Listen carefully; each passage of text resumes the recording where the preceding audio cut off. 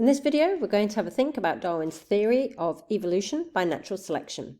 And by the end, we should be able to define natural selection, give some examples of natural selection in action today, and explain the role of genes in natural selection. When Darwin was on his voyages and being a naturalist in and around Cambridge, he made 4 important observations. And if we're going to use frogs as an example to see if you can work them out. So for a start, are all frogs identical?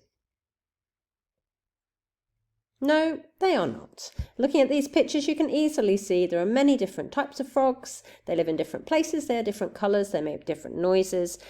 Some are active in the day, some are active at night. So frogs are not identical. Next question. Who are baby frogs most likely to resemble compared to other frogs?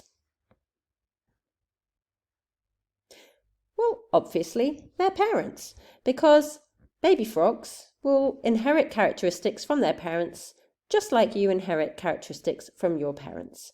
These might be physical characteristics, they might be ways of behaving, but you have to inherit your information from your parents.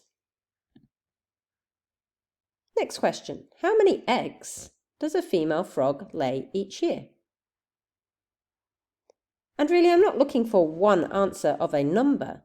I'm looking for the idea that they lay lots and lots and lots. In fact, they probably lay a lot of eggs once, and they probably lay eggs more than once every year. And that's going to be a lot of frogs. The next question to consider is, how much does a frog population actually increase each year? Like this picture, are we inundated with frogs all the time? If every single one of those eggs were to be successful and turn into a frog, we would be absolutely surrounded by frogs all the time. Does that happen? Well, when Darwin considered these 4 ideas, he came up with 4 observations. He observed that in every species there is variation. Remember, all frogs do not look the same as each other. And every species has traits, he called them that, we might call them characteristics, which are determined by inheritance. In other words, you get them from your parents. Then he decided most species actually produce more offspring each year than the environment can actually support. Remember, we're not inundated with frogs, so some of those frogs, or some individuals, will survive this struggle for existence, and they will actually live to reproduce for the next generation. So with these observations in mind, Darwin came up with his theory, which was natural selection, which we commonly call the survival of the fittest. So this is when an individual with particular features lives long enough to reproduce in the environmental conditions of the time so that it passes on its genes to its young. So let's think about that again.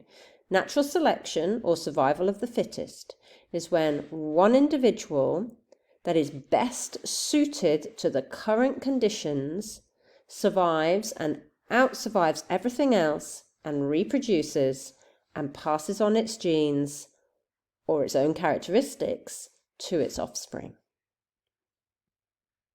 Let's have a look at that in action. In this example, over on the left, we have a collection of bacteria. There's a whole load of yellow ones and some red ones. Now, this collection of bacteria, they are not all the same. There is some variation. Some of them are yellow, some of them are red. And what the red is all about is the red ones are resistant. Resistant to what? Resistant to antibiotics. So if we were to take antibiotics, which would be to apply a selection pressure, we would be killing off almost all of those bacteria. The ones that would live would be the red ones. There might be 1 or 2 of the yellow ones that live too, but only the ones that are able to survive in that environment will live, And that means that we will get a change in the population over time, because the ones that live will be the ones that make the new generation. They will pass on their genetic characteristics, and the new population will become resistant to the antibiotics. And we actually see natural selection in action when we see the development of antibiotic-resistant bacteria.